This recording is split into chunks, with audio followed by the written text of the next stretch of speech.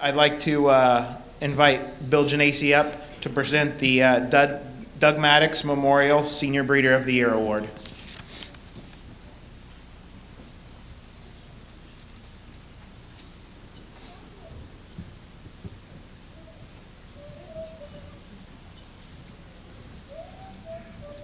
Thank you, Robert. I probably ought to apologize before I even start. I am not now and never have been an agricultural teacher. So this will be a lot shorter, but it's everything I say will be well meant. I just want to let you know right now that it's my pleasure and a distinct honor to present this year's Dogmatic Senior Breeder of the Year Memorial Award. This is the most prestigious award that the California Holstein Association presents each year. And this award was first presented in 1958. There have been 57 previous winners.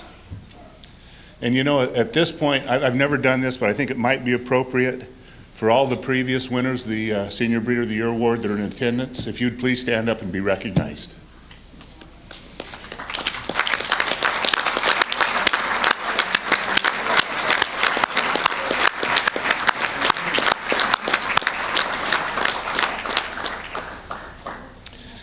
There are no specific requirements or qualifications other than the individual or individuals are well known and their contributions to the breed and the dairy industry are such that they have earned the respect of their peers.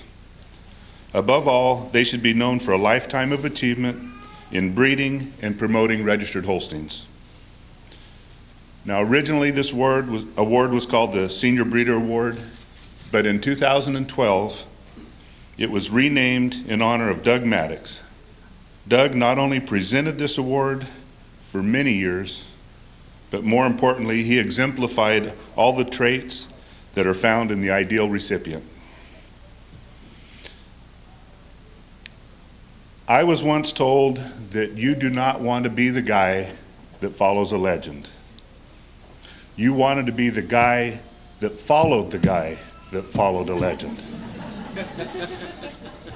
Now, I didn't know if that was absolutely true or not, so in testing the theory, I decided I had to look at some sports figures because their success rates are easily documented. So I went back and did a little research. And in honor of my friend Kevin Jorgensen, and I warned him he's going to get this question, I thought I'd look at a coach of the Green Bay Packers. They once had a coach named Vince Lombardi. He was arguably the best coach ever in the National Football League. Can any of you name the guy that followed him? Boy, I tell you what was his record? Phil Bankston, that's exactly right. He was 20-21. Didn't do so well following a legend. How about the first baseman for the New York Yankees that followed Lou Gehrig?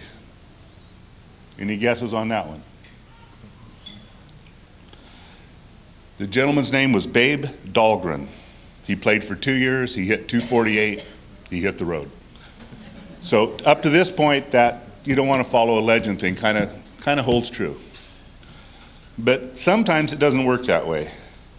Sometimes you can follow a legend and you just carry the team forward. Casey Stengel, terrific manager of the New York Yankees. His winning percentage was 62%. Won 62% of his games in 11 seasons. He won 7 championships. But a gentleman named Ralph Houck followed him and actually won 64% of his games.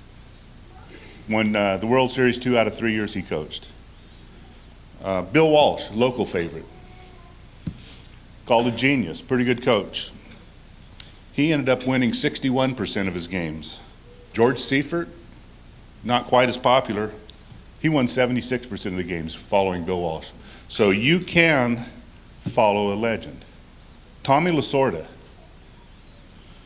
managed the Dodgers for 20 years, won 1,599 games, 2 world championships, and he was the National League Manager of the Year twice. Oh, I'm sorry. Tommy should have been on that first list, the guys that you wanted to follow. They haven't won a championship since he left. That's a long ways to get at the Dodgers. But this is an even year. It's an even year, and we got to take it when we can get it. So, anyhow, my point is that following a legend does add some pressure, and it does take a lot of work. But many people succeed and actually build on the legacy that is left to them. Over the past years, there have been 4 father and son recipients of the Senior Breeder of the Year award. Max and Kip Herzog, Wes and Tom Sawyer, Walt and Dan Ranney, and Joe and Joey Orosa. This year we're going to add to that list. It would be impossible for me to keep a secret like Mark did and hide the identity of this year's recipient, so I'm just going to tell you right up front, the winners this year are Stephen and Patrick Maddox.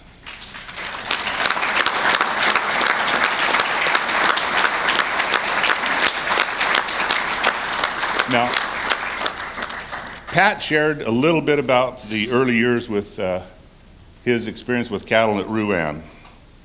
He purchased his first heifer in 1967 with his entire life savings of $32. Steve confirmed that price, the price of the first calf, was correct.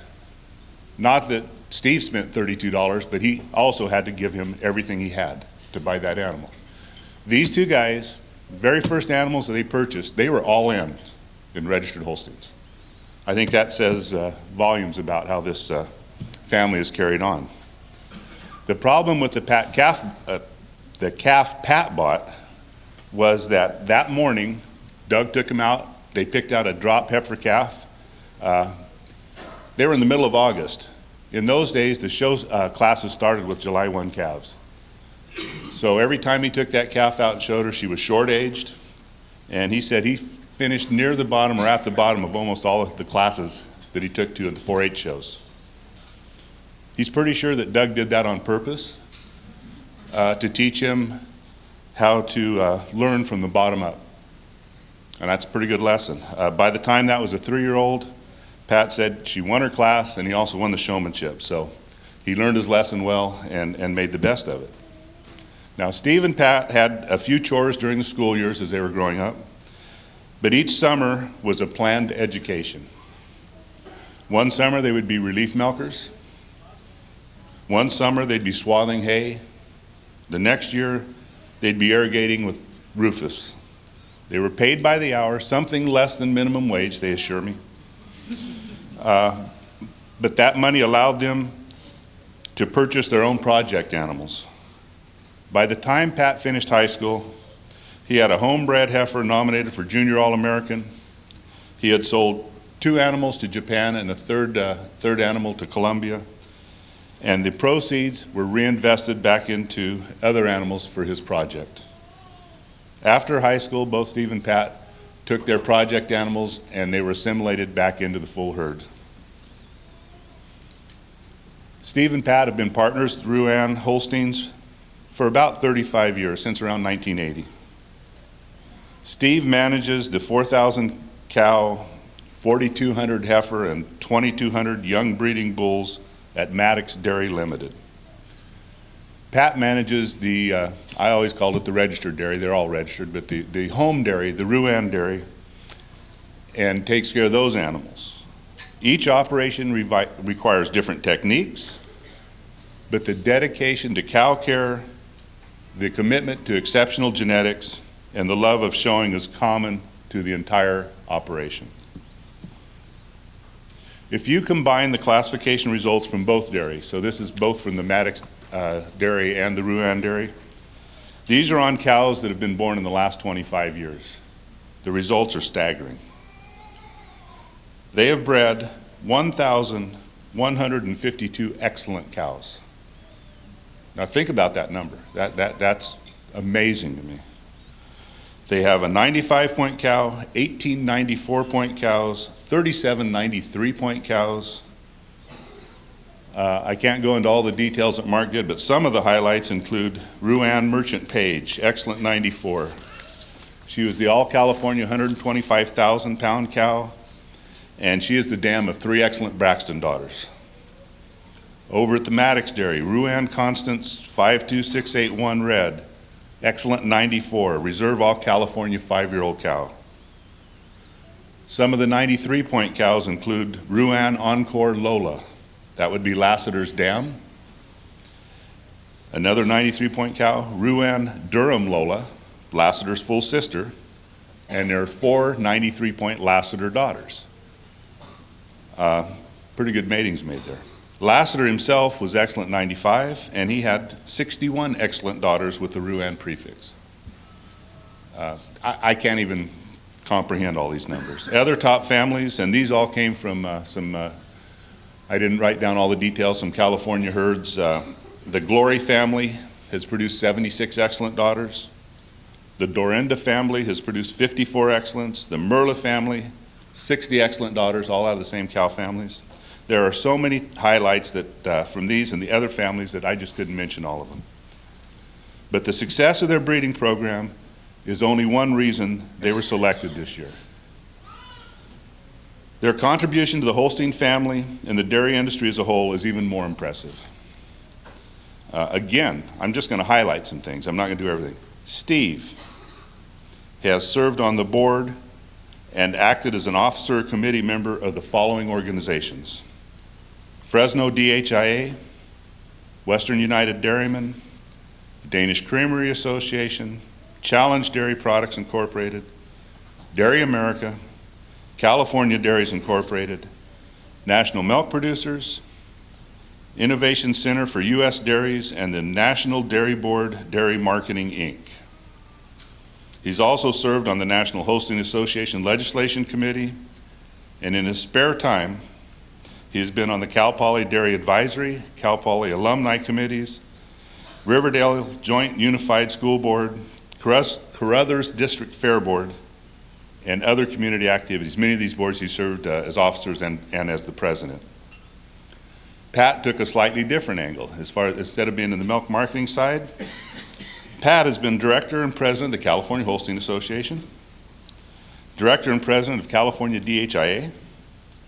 He was the host state chairman of the 2009 National Holstein Convention in Sacramento. He served as a delegate many times, representing California at the National Holstein Convention. He served on the National Holstein Genetic Advancement Committee and ad hoc committees on classification and pedigrees. And he's currently serving his second term as our director on the National Holstein Board. These guys have represented you, the California dairy industry, extremely well outside of this area. I believe Steve and Pat have proven that it's not so bad following a legend. They have carried on the tradition of great cows and industry service that has earned them the respect of their peers and made them deserving winners and recipients of this year's Dogmatic Senior Breeder of the Year Memorial Award. Would you please, and I need to say this, I'm going to allow them to introduce their families. I was going to do that, and we'll just let them handle that. Would you please join me in congratulating Steve and Pat Maddox?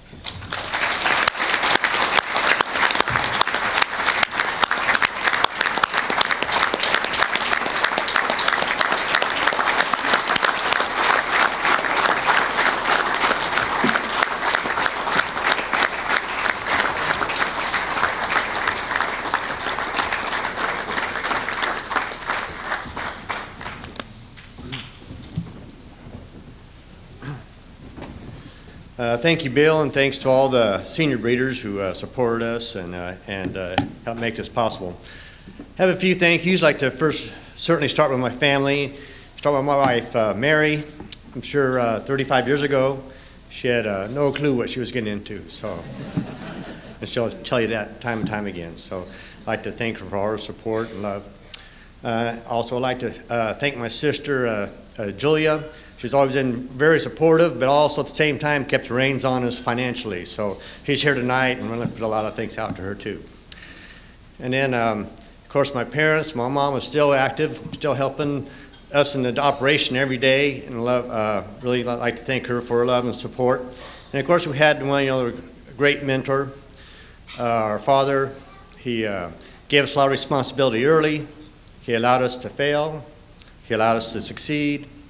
And of course, he gave us that passion, the love of breeding a great cow. And so, anyway, it was certainly priceless. And I would like to thank 3 special friends who have been very supportive of our family: Kip Herzog, Larry Gerber, and Bill Genesi. I'd like to thank them for their support. They've always been behind us. And unfortunately, 2 of my daughters weren't able to make it tonight, Jessica and Melanie. But I do have my oldest daughter here, Lindsay, and the little loud kid in the back, the 1-year-old Torrin is our first grandkid. He's here as well. So thank you very much. Here's Steve.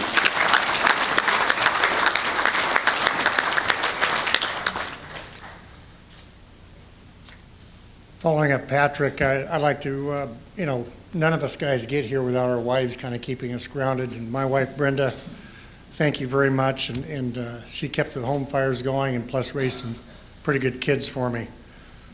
I also like to introduce my kids' oldest daughter, Melissa.